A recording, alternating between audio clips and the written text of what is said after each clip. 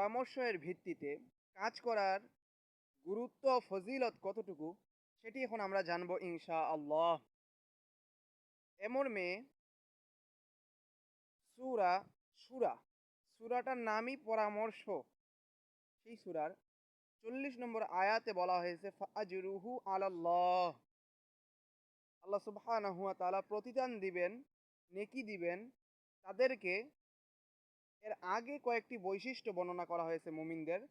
এই বৈশিষ্ট্যগুলো যাদের ভিতর রয়েছে তার ভিতর থেকে একটি হচ্ছে ওয়া আমরুহুম শুরা বাইনাহুম, এই পরামর্শ সম্পর্কে।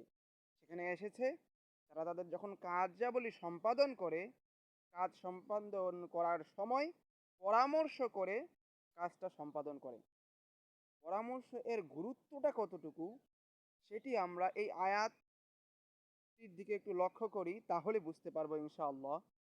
সেটি হচ্ছে যে নবী মুহাম্মদ সাল্লাল্লাহু আলাইহি ওয়াসাল্লামের কাছে ওহী আসতো, আল্লাহর ওহী থেকে যিনি কাজ সম্পাদন করতেন তিনাকেও পরামর্শ করতে বলা হচ্ছে। সূরা আল ইমরান ৩ নম্বর সূরা ১৫৯ নম্বর আয়াত, ওয়াশাবিরহুম ফিল আমর। তুমি যখন কোনো কাজ করবে হে নবী সাল্লাল্লাহু আলাইহি ওয়াসাল্লাম, তখন তুমি সাহাবীদের সাথে অর্থাৎ পরামর্শের ভিত্তিতে তাদের সাথে পরামর্শ করে কাজ করবে। তাহলে পরামর্শের গুরুত্ব কতটুকু তিনি বিভিন্ন কাজ করতেন পরামর্শের ভিত্তিতে, যা আমরা হাদিস থেকে পাই। সম্মানিত উপস্থিতি, তাহলে আমরা বুঝতে পারলাম পরামর্শ এর ভিত্তিতে কাজ করার গুরুত্ব ও এর ফজিলত।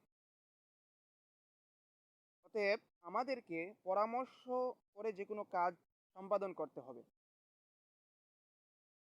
আমি যদি একটা ব্যবসা করি, তাহলে মনে করেন বড় বড় ব্যবসায়ী, ভালো ধরনের লোক, তাদের সাথে পরামর্শ করলাম। পরামর্শ করে তাদের কাছ থেকে শুনলাম যে কিভাবে ব্যবসা করলে ভালো হবে, কি হবে না হবে। তারা তো ব্যবসা করে তাদের ব্যবসা সম্পর্কে সবকিছু জানা আছে। আর আমি কেবল নতুন ব্যবসায়ী, নব্য ব্যবসায়ী। আমি তাদের কাছ থেকে পরামর্শ নিলে তারা সুন্দর পরামর্শ দিবে বলে আশা এটা রাখা যায়। আর এর মাধ্যমে আমার ব্যবসাটা ভালোর দিকে যাবে। পরে গিয়ে আফসোস করতে হবে না, হায়রে আমি কেন এভাবে ব্যবসাটা চালু করলাম, আমি কেন এটা করলাম। তারাও তো এই ভুলগুলো ফিক্স করে এই বড় ধরনের ব্যবসায়ীতে পরিণত হয়েছে। তাদের কাছ থেকে আমরা যদি পরামর্শ নিই, তাহলে তারা চোখে আঙুল দিয়ে ভুলগুলো ধরিয়ে দিতে পারবে যে তুমি এটা করলে ভুল হবে। এবং যে কোনো কাজ করার সময় স্ত্রীর সাথে পরামর্শ করে কাজ করতে হবে। এবং কাজের সময় বড় ধরনের সন্তান সন্ততি থাকলে তাদের সাথে পরামর্শ করে কাজ করতে হবে। কোনো যদি জমি জমা কিনতে চাই, বিক্রি করতে চাই, বা মেয়ে ছেলের বিবাহ দিতে চাই, তাহলে বড় লোকদের সাথে, গুরুজনদের সাথে পরামর্শ করে কাজের দিকে যেতে হবে। তাহলে কি হবে? ওই কাজের দিকে যাওয়ার আগে পরামর্শ করার কারণে সকলের কাছ থেকে যখন সঠিক পরামর্শ পাবো, সকলে তাদের মেধাভিত্তিক, তাদের নিজেদের অভিজ্ঞতা ভিত্তিক পরামর্শগুলো যখন দিবে, তখন সঠিক পরামর্শ পেয়ে সঠিক কাজের দিকে যাব, পরে আর আফসোস হবে না, এটা আশা করা যায়।